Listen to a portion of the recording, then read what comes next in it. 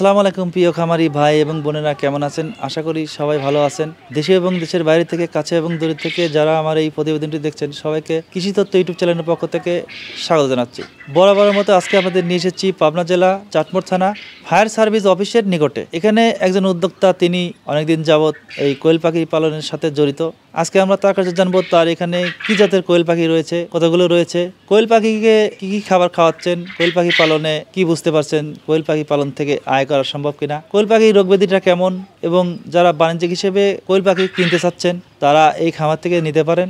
তিনি এই খামার থেকে 0 থেকে শুরু করে বিভিন্ন বয়সী বাচ্চা এবং বড়গুলো দিয়ে থাকেন। তো এই পাখি পালন করতে কি কি সুবিধা রয়েছে এবং কেমন ঘরের প্রয়োজন হয়, এরকম সকল বিষয় নিয়ে পূর্ণাঙ্গ একটি প্রতিবেদন তৈরি করব আপনাদের মাঝে। আশা করছি সম্পূর্ণ প্রতিবেদন জুড়ে আপনারা আমার পাশে থাকবেন। তো কথা বাড়াবো না, চলে যাবো এখন সরাসরি এই খামারের কাছে, নিজে জানবো এবং আপনাদের এই খামারটি সম্পর্কে জানানোর চেষ্টা করব।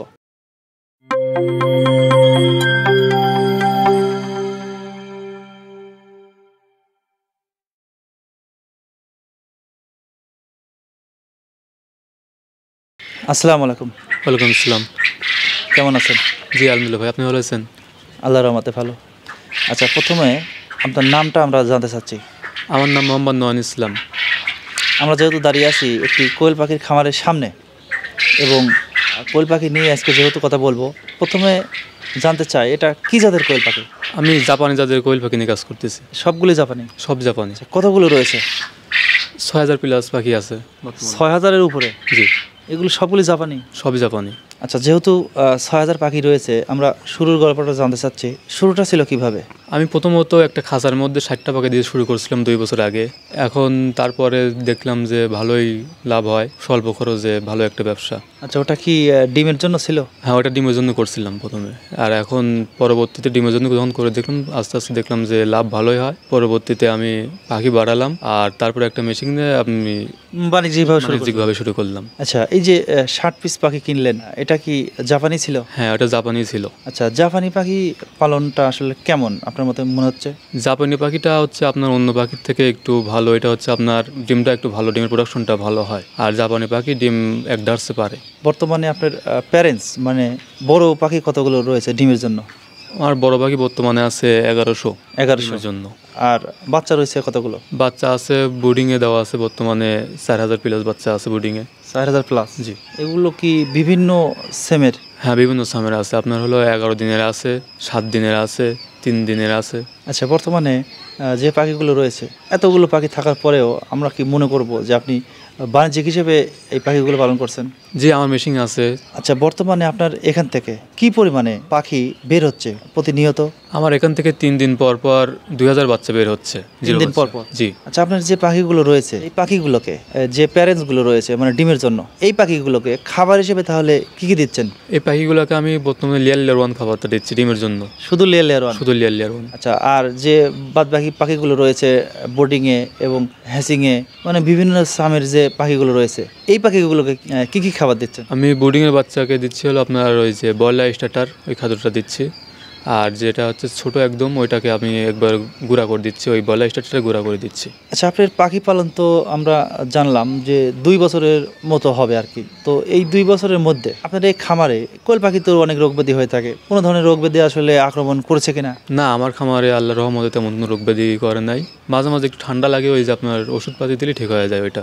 আচ্ছা, এই যে ঠান্ডা যখন লাগে তখন কি কি ধরনের ওষুধ খাওয়ান? এগুলো কি ধরনের? তখন আমরা ডক্সিভেটটা চালাই, তারপর মাইকনির আছে ওইটা চালাই, নাপা আছে ওইটা দিলেই ঠিক হয়ে যায়, বেশি কোনো সমস্যা হয় না। এছাড়া আর বড় ধরনের কোনো রোগ হয়নি? না, আল্লাহর রহমতে বড় ধরনের কোনো রোগ হয়নি। আচ্ছা, রানীক্ষেতের মতো একটা মারাত্মক রোগ আক্রমণ কিংবা কোনো লক্ষণ দেখা দিয়েছে কিনা? না, আমরা 7 দিনের বাচ্চাকে আমি রানীক্ষেতের ভ্যাকসিন দিয়ে দিই, 7 দিনে একটা দিই, 21 দিন দিয়ে দিই, আর কোনো সমস্যা হয় না আল্লাহ দিলে। আচ্ছা, আমরা যে ঘরটাতে দাঁড়িয়ে আছি, এই ঘরটা এটা কিসের ঘর ছিল? এটা লেয়ারে ঘর ছিল। লেয়ার করতে যায় মানে লসমস খায়, পরে আর কোয়েল পাখি শুরু করছি অল্প পুঁজিতে।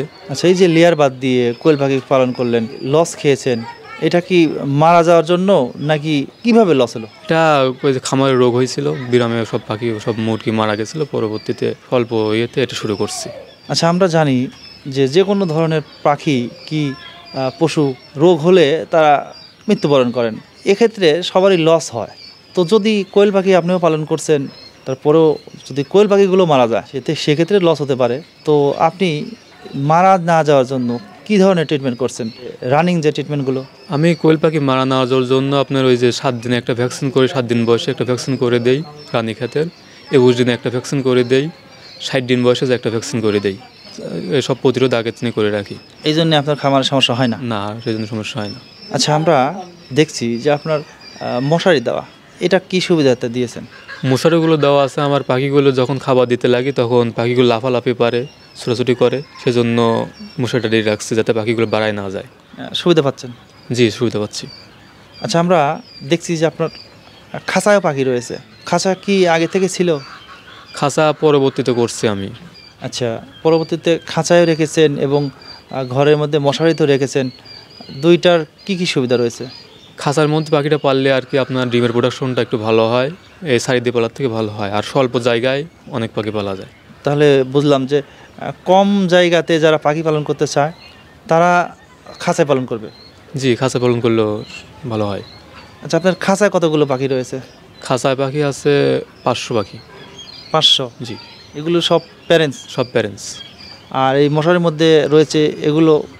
এগুলো প্যারেন্টস। এগুলো কতগুলো আছে? রয়েছে? এখানে 600 আছে। 600? জি। পাখি পালন করতে গেলে পাখিকে কী পরিমাণে সময় দিতে হয়? সকালে দিতে হয়, দুপুরে, রাত্রে। সকালে ধরেন 1 ঘন্টা, দুপুরে 1 ঘন্টা লাগে না, রাত্রে 1 ঘন্টা, এরকম। আচ্ছা, আপনি পেশাতে কি করেন? আমি পেশাটি স্টুডেন্ট। পড়াশোনার পাশাপাশি কোয়েল পালন করছেন? জি। আচ্ছা, পড়াশোনার কোনো সমস্যা হয় না? না, বেশি একটা সময় লাগে না তো এখানে। কম সময়? কম সময়। যারা এই ভিডিওটা দেখছেন এরা যদি আপনার থেকে পাখি নিতে চায়, নতুন যারা উদ্যোক্তা হতে চাচ্ছেন কিংবা এরা পাখি পালন করে বাড়তি আয় করতে চাচ্ছেন, সেক্ষেত্রে মানে আপনি এদেরকে কি কি সুবিধা দিবেন? সেক্ষেত্রে যদি আমার থেকে তারা পাখি নেয়, আমার থেকে সব পরিমাণে পাবে, সাহায্য পাবে।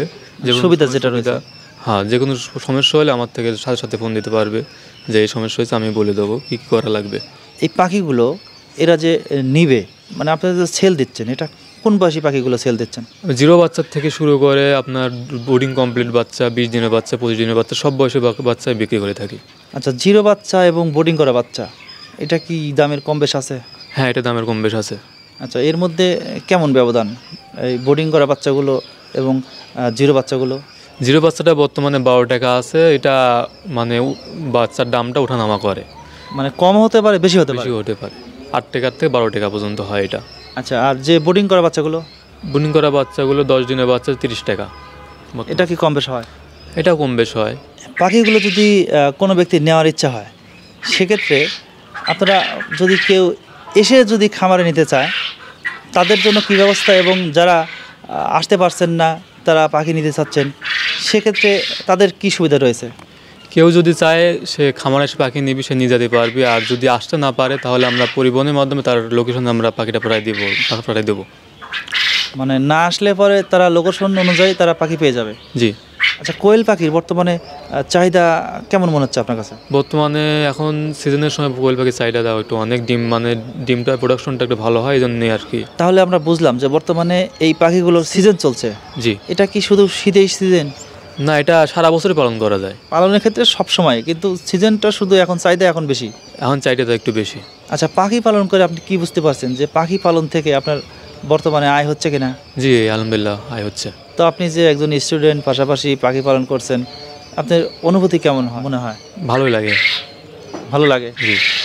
আচ্ছা, নতুন যারা উদ্যোক্তা তারা পাখি পালন করতে আসতে চাচ্ছেন, তারা কি যে কোনো পরিত্যক্ত জায়গাতে এবং যে কোনো কাজের পাশাপাশি করতে পারবে কিনা? হ্যাঁ, এই কাজটা যে কোনো কাজের পাশাপাশি করা যাবে, বেশিক্ষণ সময় লাগে না, অল্প সময় দিলেই হয়, আর অল্প পুঁজিতেই ব্যবসাটা করা যায়। আচ্ছা, আপনার যে পাখিগুলো বর্তমানে রয়েছে, এই পাখিগুলো কি সবসময় থাকে এরকম? হ্যাঁ, সব সময় থাকে আমার পাখি।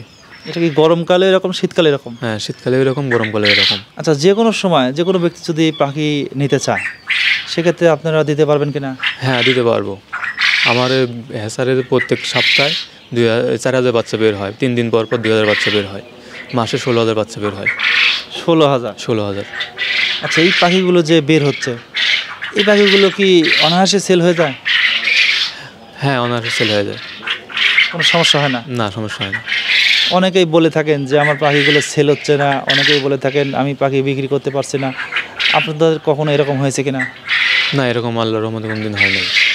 আচ্ছা, এছাড়া বাকিরা কোনো সুবিধা পাবে কিনা? চাটমোহরের মধ্যে আমরাই প্রথম কোয়েল পাখি বাণিজ্যিক আকারে শুরু করছি। এখন আমাদের থেকে যদি কেউ পাখি নিয়ে ডিম বেচতে বা ডিম পাড়ার শেষে রিজেক্ট পাখি বেচতে সমস্যা হয়, তাহলে আমাদের সাথে যোগাযোগ করবে, আমরা ডিম বেচে দেওয়ার চেষ্টা করব আর রিজেক্ট পাখি বেচে দেওয়ার চেষ্টা করব। এ সুবিধা আপনারা দিচ্ছেন? জি, ইনশাল্লাহ। এই পাখিগুলো পালন করে কি বুঝতে পারছেন যে আপনি সফল হয়েছেন কিনা? জি, পাখি পালন করে আমি সফল হয়েছি। আজকে আমি 60টা পাখি দিয়ে শুরু করছিলাম, আজ আমার খামারে 6000 প্লাস পাখি আছে, পাশাপাশি মেশিন আছে। এর মধ্যে তো অনেক বিক্রি করেছেন। হ্যাঁ, অনেক বিক্রি করছি আলহামদুলিল্লাহ।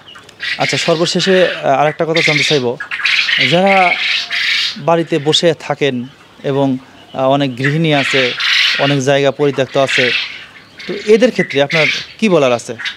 নতুন উদ্যোক্তা যারা আছে তারা বাড়িতে বসে না থেকে কোয়েল পাখি পালন করা শুরু করুক। যে সেক্ষেত্রে যদি আমার থেকে বাচ্চা নেয়, আমি সকল সুযোগ সুবিধা দিয়ে থাকবো, যে কোনো প্রকার সাহায্যের জন্য আমাকে ফোন দিতে পারবে। মানে যে কোনো সমস্যা হলে কিংবা পাখির জন্য যে কোনো কাজের জন্য যদি ফোন দিয়ে থাকে তাহলে পাবে? হ্যাঁ, সাথে সাথে সব নিয়ে দেওয়া হবে। আচ্ছা, এরা কি যে কোনো কাজের পাশাপাশি করতে পারবে কিনা? হ্যাঁ, যে কোনো কাজের পাশাপাশি করা যাবে, এটা অল্প সময়ে সব কাজ করা যায়। মানে কম সময়ে কোয়েল পাখিটাই আপনি লাভ মনে করছেন? হ্যাঁ জি, কম সময়ে কোয়েল পাখিটাই লাভ। আচ্ছা, আপনাকে অসংখ্য ধন্যবাদ, ভালো থাকবেন, আসসালামু আলাইকুম। ওয়ালাইকুম আসসালাম। বিদায় নেব নয়ন ভাইয়ের এই কোয়েল পাখির খামার থেকে। যদি আমাদের ভিডিওটি ভালো লাগে, লাইক করবেন, কমেন্ট করবেন, শেয়ার করবেন এবং সাবস্ক্রাইব করে আমাদের চ্যানেলে অ্যাড হয়ে থাকবেন। দেখা হচ্ছে নতুন কোনো খামার কিংবা নতুন কোনো প্রতিবেদনে। সে বলতে ভালো থাকবেন, সুস্থ থাকবেন, আল্লাহ হাফেজ।